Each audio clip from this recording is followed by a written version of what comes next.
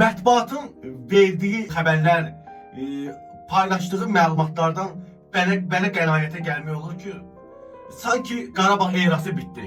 Sanki Qarabağ'da bura qədər idi. Xeyr, Qarabağ eğer çempiyon olmayacaqsa, bunun da arkasında bir uğur gizlənir. Nədir uğur? UEFA Çempionlar Ligasında Qarabağ Qafqaza bir ilki imza attı. 24-25 milyonluq Qarabağ kadro değeri ilə 16'da 1 oynadı. Ona göre de belə deyək də, sanki Qarabağ bilmədən ölkə çempionatını qurban verdi. Çempionlar Ligasında tarix yazmaq üçün. Hələm ələ düşən işdir.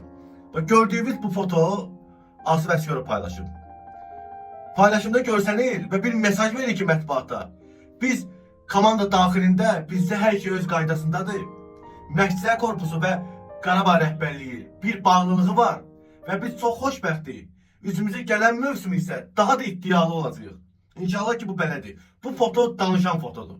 Yəni Elçin Rəhmanov, Qurban Qurbanov, Əmrah Çelik və Asif Əsgərov bildirir ki, hər şey öz qaydasındadır. Əziz Qarabağ azərkeşləri.